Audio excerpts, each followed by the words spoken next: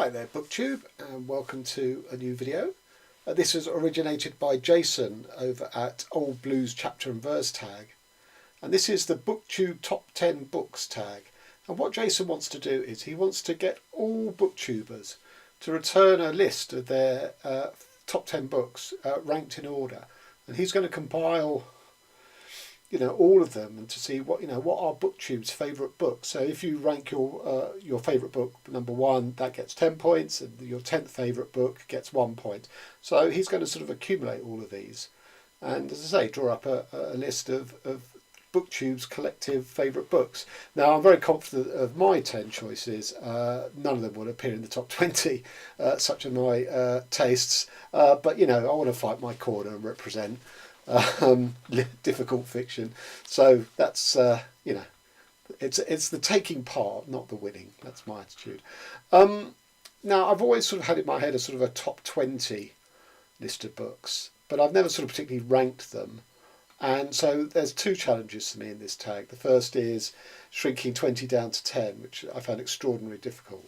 And the second is then ranking them in order of 1 to 10, because I don't really have a favourite book. It depends sort of, what I'm in the mood for. If you ask me what my favourite book, am I in an experimental mood, or am I in a political mood, or whatever. So I found that aspect of it a bit of a challenge, but I've given it a go. So let's see where we get. I did the sort of the book library thing where you sort of you have a sort of top 10, and I did that about 7 years ago, and it hasn't changed much. To today, which is a bit sort of distressing really. But I kind of feel that I've read a lot more sort of books as they come out, and I've enjoyed a lot of them, but they haven't really sort of challenged my 10 canon books. But the first one at number 10 has, because this I read in January, and it was a 5-star read, and it's called I Hate the Internet by Jarrett Kobek. So this book is kind of does what it says on the cover really. It's a novel with characters, but it's not really about the characters, in which Kobek absolutely sort of slaughters the internet age, and how that you can have things like Twitter storms where say rape threats or death threats are made towards Twitter users, and people weigh in on both sides, and that makes money for Twitter because the advertising. Look at the figures of users and traffic, and they put more money into Twitter because they want to be associated with it. So you have these horrendous things going on social media that are just making money for Twitter. Or it's not just Twitter; it's Facebook and Google and Amazon, and they're all the same. I'm just going to read a couple of bits to demonstrate why this is such a brilliant book. So the other thing is that he sort of says, even though this is the internet supposedly gives access to all for free speech, it serves to actually shut down minorities, such as ethnic minorities and women, because they just get shouted down. So the users of Black Twitter were supplying white people with effortless access to a body of language and thought which could be harvested and transformed into content on websites owned by white people. The managers of these websites were very interested in demonstrating a fluency with black culture, but had little to no interest in hiring the people who lived it. A fluency with black culture would attract more advertisers. Actual black people would scare advertisers. And it's just like that all the way through. It just sort of nails things like that. And in case you think this is just Kobek going to town in a personal view, he can write. So late in his visit, J. Karachenem would meet Jussi Adler-Olsen, who had mastered the art of writing Scandinavian crime fiction, a subgenre in which squalid tales, written by secular humanists, reaffirm the Christian doctrine of original sin. So there's blinding insights like that. And any time a celebrity is introduced in this book, there's like a sort of a wiki entry on them, so you know who they are, but it's as if those wiki entries were not written by fans. It's brilliant, it's hilarious. Number 9, and this might be a bit of a surprise to people because it's a sort of a love story or a romantic story. This is Ali and Nino by Kurban Said, or was that his name? Because I read a biography of this guy, and he's a really interesting but slightly shadowy character who may or may not have been a sort of Russian Jew, but he certainly ended up in Azerbaijan, which is a very oil-rich country. And this is a beautiful little book. They made a film of it, which I don't think nearly does justice to the book, where there's a sort of forbidden love between an Islamic man and a Christian Georgian woman. And it's at a time of upheaval, ends in the sort of Russian Revolution, and as Azerbaijan gets invaded and stuff like that. So that's the backdrop of it. And they basically go on the run to preserve their love.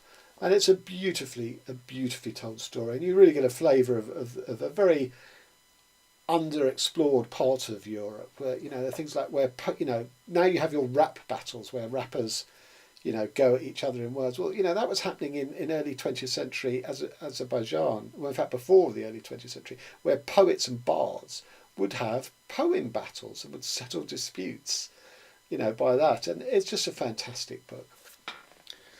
Number 8, Cosmopolis by Don DeLillo. Now, in truth, there are many Don DeLillo books you could have got in a top 20, but this is my favourite because it seems the most rooted in a sort of cultural criticism, which is what DeLillo does a lot in his novels. This is about big capital, the world of big capital, and basically has a commodities broker who's, you know, multi-millionaire. He's in his limousine and it's stuck in the New York traffic, but his limo is completely equipped, you know, with everything that he could want. So he can carry on working, he can carry on socialising, he can have sex in the back of it, you know, it's that size. And it's just a brilliant sort of meditation on the sort of the role of big capital on, you know, in a city like New York, and how that influences the rest of the world. And, you know, like an earthquake here affects share prices, or a war there affects share prices, and all that sort of stuff. But the main character is, you know, is brittle. You know, he has a guilt, which is brought out towards the end of the book. So, in a way, it's probably the most accessible, one of the most accessible of DeLillo's books, because he's very much about heightened language. I say heightened, but it's quite a brusque style. It's an odd mix. And the film version of this actually isn't too bad, but of course the book's better. So, 10, 9, 8, 7. American Pastoral, Philip Roth. Now, being British, I've never really understood the urge to find the great American novel, but it seems very important in America. And this book does it for the period of the 60s. So it's not the whole sweep of American history. It's very specific about the 60s, where Swede Lvov, who's a sort of successful member of his community, businessman, has a daughter who is a teen in the 60s, and she's sort of on the counterculture side and sort of, you know, opposition to the Vietnam War. And she becomes a sort of domestic terrorist and plants a bomb. And it's basically the two sides of America, you know, straight conventional family America, and the whole counterculture is represented in this. But the characters are well enough drawn. They're not just representing positions.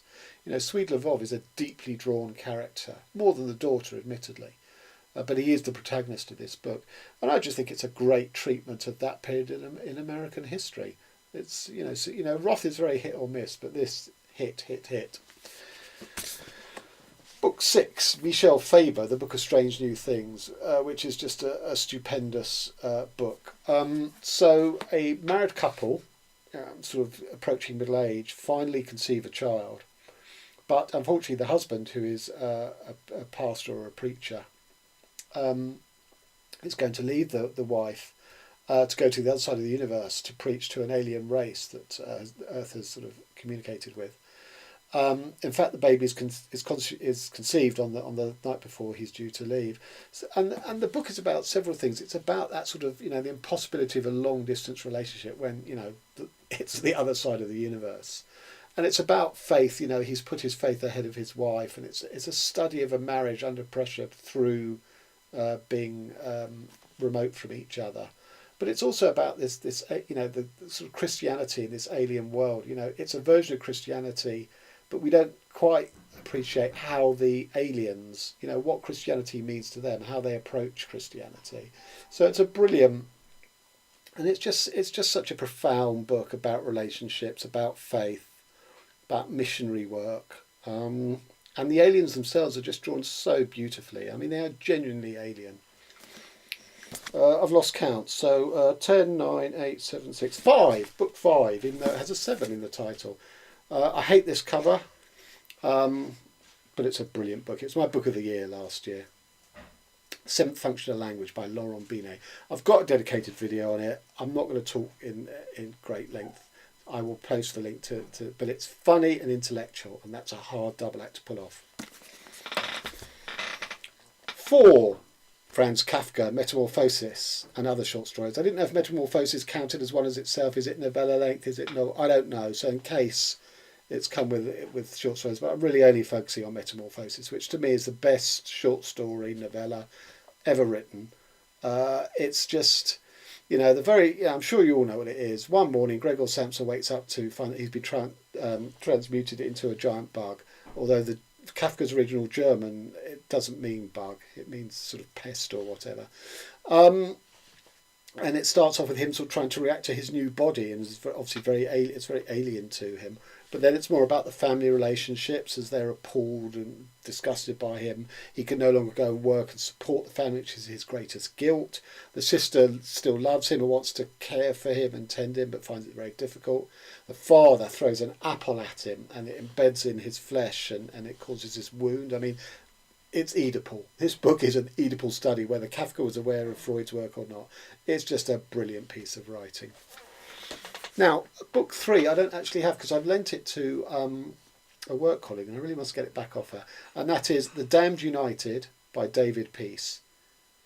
So this is a book that takes you inside the mind of a human being like no other. It's just an extraordinary portrayal of one man's obsessions and manias. He's a sports coach with a successful team, but he basically makes a misjudgment with the owners, loses his job, and ends up getting a job as the coach of his deadly rivals because their manager got headhunted to manage the national team. And, as part of what he used to do to build his team up, he just used to slaughter these guys at the new team. And he can't take it back, so he decides he's got to front it out, and he goes to war with them. And they're all grizzled veterans, and they're not having it. And it's just a brilliant sort of study of paranoia and mania, and I can't recommend it highly enough. So number 2, Cobra Leading Us by Jeff Noon. So now we're into the experimental books, really. So this is a book that William Burroughs and Terry Southern did the cut-up technique, but I never really sort of got those because unless you're familiar with the texts that appear in the context of the new book of the cut-up, it's not going to resonate, it's not going to mean anything, which is the whole theory behind cut-up. But what Noon does is he starts with the original text and then shows you by various sort of, metamorphosis, turns them into new, different texts. So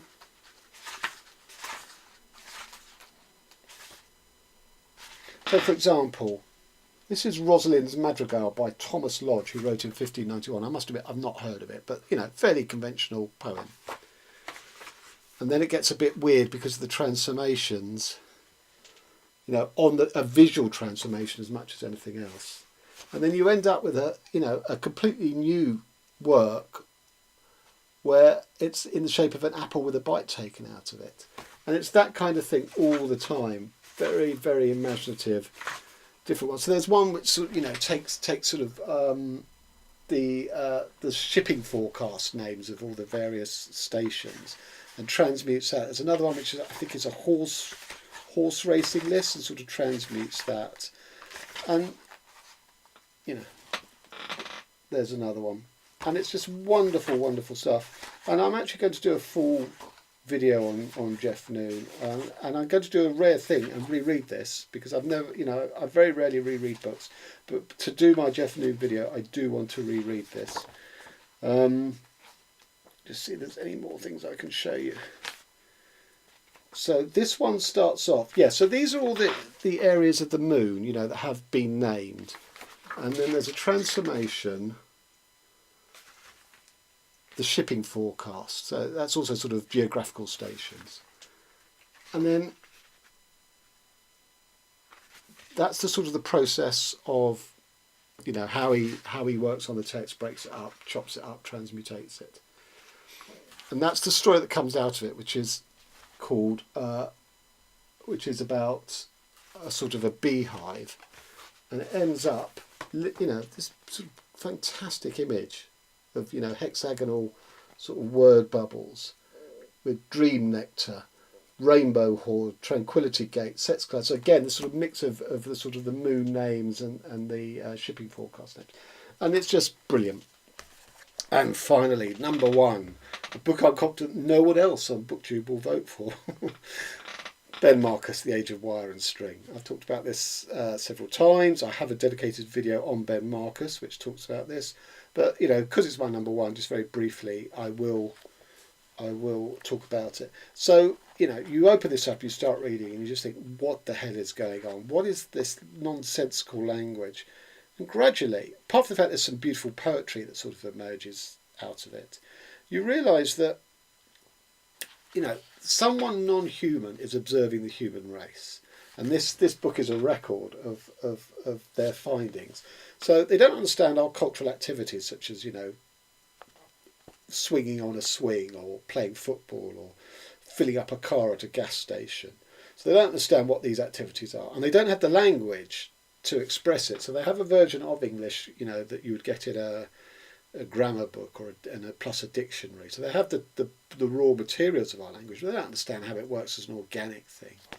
And so, you know, they're sort of handicapped in how they report on human activities. So I'm going to read a random bit, I mean literally a random bit, and just see if... The new babies had bumps on their hands, and they were strong and big. When they had eaten their grain, they hooked ropes to the surface and made daily trips to the river. The baby shelters slowly popped under pressure of the sun, and wood was sent splintering into the warm wind. Horses collapsed, their ears bled. The society lived underground, and the rubble from their houses drained in on them. Children were born without light. When an elder died, the body was pushed into an unused tunnel, and the tunnel was sealed. Boys placed scraps of wire in the widows' mouths and imitated their crying. Food experts scavenged downward. One day an underground river burst in on them, and 7 of them were drowned. In the darkness, boys raped men and shouted. They poked sticks upward in a secret, pressed their ears to the surface. So, you know, God knows what activity is being observed there, but, you know, that's the best way they can construe it. And, you know, this book is absolutely remarkable. You know, on the one hand, it's gibberish, but if you sort of give it time, you realise that, as I said, there's a poetry to it, and there is a strange kind of beauty looking at mankind from such an alien sort of standpoint that it reflects back on, you know, on us and our activities. So there you have it. There's my top 10. So just to summarise them: 10, I Hate the Internet, Jarrett Kobek. 9, Kurban Saeed, Ali and Nino. 8, Don DeLillo, Cosmopolis. 7, Philip Roth, American Pastoral. 6, Michel Faber, The Book of Strange New Things, horrible cover. 5, Functional Language, Lauren Binet, the other book that made it in on my, you know, sort of squeezed in recently on my original top 10 from the book thing. 4, Franz Kafka, Metamorphosis. 3, David Peace, The Damned United. 2, Cobra Leading Us, Jeff Noon. And number 1, Ben Marcus, The Age of Wire and String. So I will post links to several of those that I do have longer reviews for. There's about 3 or 4 of them, I think. So that's my top 10. In terms of tagging, we want all booktubers to do this tag. So everybody is hereby tagged, and please do it, because obviously the more contributors we get, the greater diversity. It will be, you know, Harry Potter might win it, which would be great chagrin to me, but, you know, hey ho, that's democracy. So let's see what we get. Till next time, thanks very much.